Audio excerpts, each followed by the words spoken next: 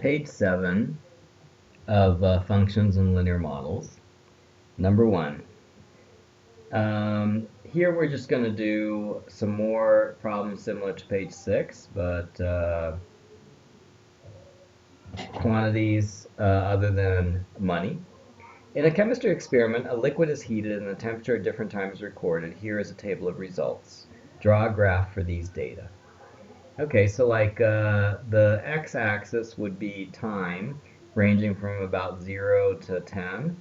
So 2, 4, 6, 8, 9, 4, 2, okay.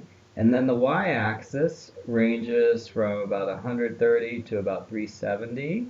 So let's see, 100, 200, 300. This would be 400. 300, 200, 100. Okay, so 3 comma 130 is one of the points. So 3 comma 130 would be about there. 5 comma 210. 5 comma 210. 7 comma 290. 7 comma 290. 9 comma 370. Okay, so the line is about like that, right? That was A. B, it says, what was the initial temperature of the liquid? So then we kind of need to see, okay, where does this intersect the y-axis? It looks like it intersects at about 40. Okay. But we could do a lin-reg on this and get a more exact value. Okay, so let's do stat, edit, and then we'll put in these values 3, 5, 7, 9, 3, 5, 7, 9, and we'll put in 130, 210, 210, 290, 370, and then we do a stat calc lin-reg.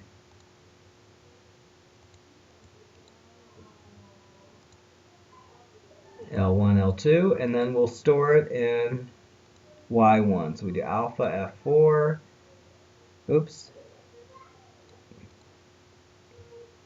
stat, calc, lin-reg, L1, L2, alpha F4, Y1. Then we go down to calculate. Okay, and it gives us this equation, y equals 40x plus 10.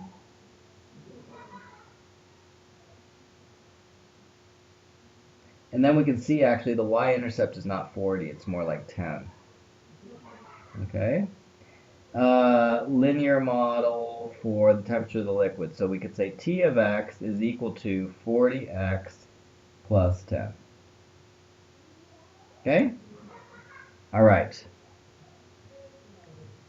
In a physics experiment, a spring is stretched by loading it with different weights in grams. Let's see, the results are given in this table. Okay, draw a graph for this data. Okay, so we got 40, 50, 60, 70, 80, 90. Okay, so we got 40, 50, 60, 70, 80, 90. Okay. And then the y values range, up to 60 something. So this will be 30, 40, 50, 70. Okay, So one of the numbers is 40, 38. 40, 38. 50, 43. 75, 55. And 90, 63. Okay, and then so we'll draw a line through those.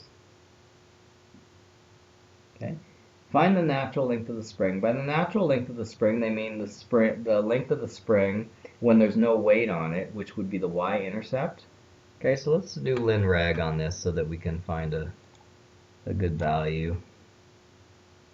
I mean, we can estimate that that's about 15, right? But they gave us very exact data. We could just put it all in here and find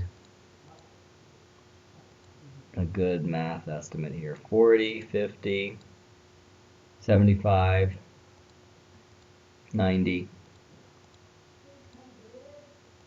The y values would be 38, 43, 55.5, and 63. Now we can do a ln-reg on that data. Let's save the equation into y1, alpha L4 y1, and then we'll run calculate. So, oops. So it's 0.5x plus 18 is the equation. 0.5x plus 18. So the natural length of the spring is 18. I have estimated 15, but it's 18. How many millimeters does the spring stretch when the weight increases from 50 to 90? So when it goes from 50 to 90, it goes from 43 to 63, so it stretches 20 millimeters, right? Use your answer in part C to find the average extension of the spring in millimeters for each gram loaded. So we could say that between 50 and 90 we had 40 grams, right? And it stretched 20 millimeters, right? So it's 0.5, it stretches 0.5 millimeters per gram. Okay. Find the equation of the linear model for the length of the spring with respect to load. Okay, so we have, this we already found using ln-reg. Okay, so let's put Lx is equal to 0.5x, and you notice that the 0.5x here is the same as that 0.5, and it's not a coincidence, plus 18. Okay? Number 3. The temperature of the water in a hot water tank is recorded at 15-minute intervals after the heater is switched on. Plot a graph of these data on your GDC. Okay. So again, we're going to do stat edit. And I'm going to pause while I enter this data so you don't have to watch me. Okay, so I've put in all this data. Now I'm going to plot a graph. Well, I need to do stat ln-reg now.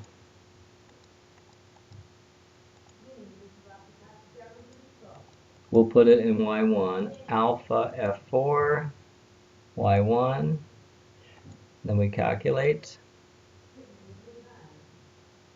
Okay, so our function is y equals 0.667x plus 10.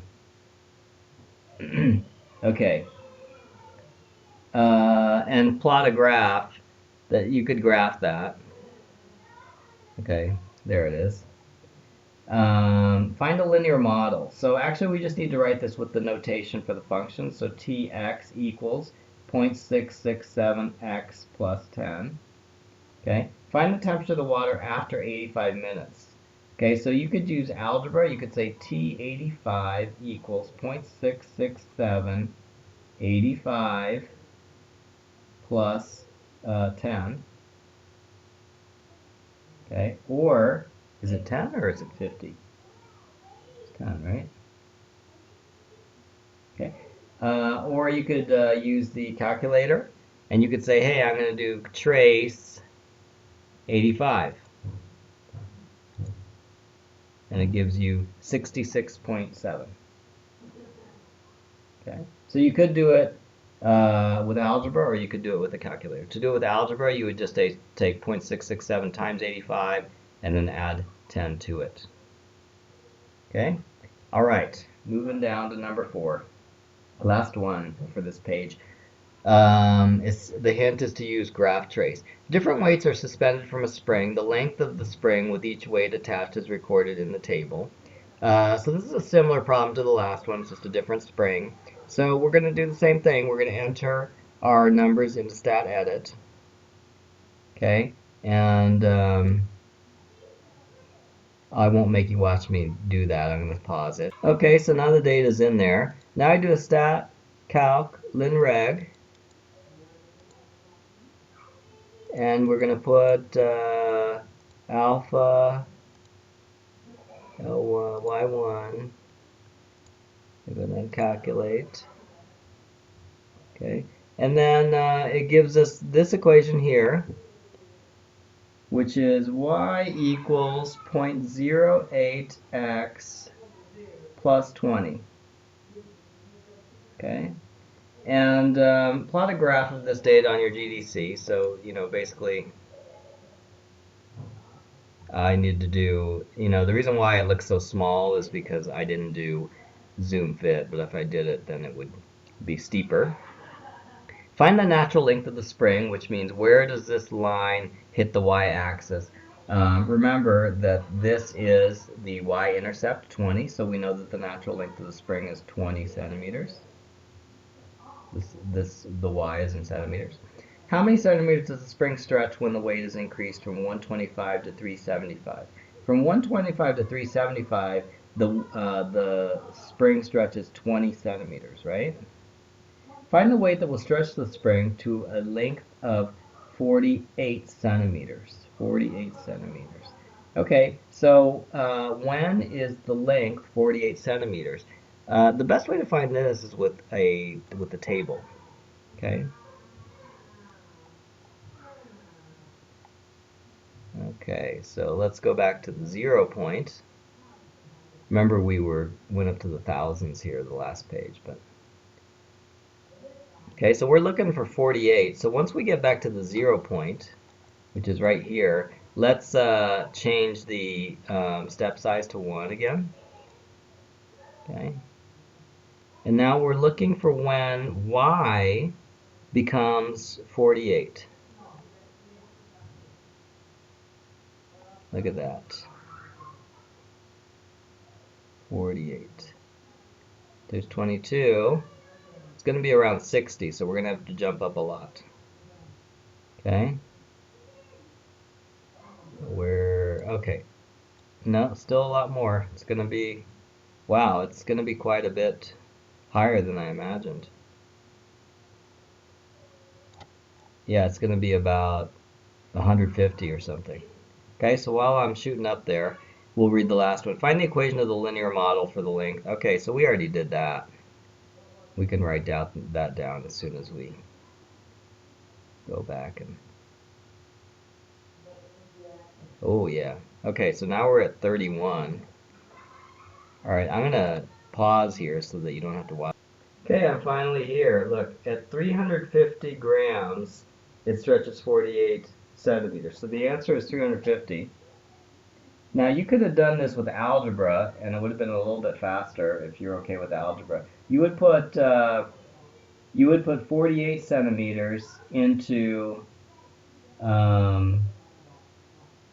you would put 48 centimeters into there. Or, I'm sorry, into here, and then you would see what value of x gave you that using algebra. So you would have like 48 equals 0.08 x plus 20. Subtract 20 from both sides. you would get 28 equals 0.08x, and then divide both sides by 0.08. Okay, so that would have also given you the answer, okay, with algebra.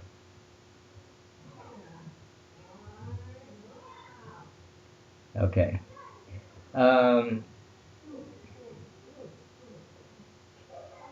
Find the equation of the linear model. Okay, we already actually did that. It's right here. So we just need to write it in terms of L of x. So L of x equals 0.08x plus 20. And that's it.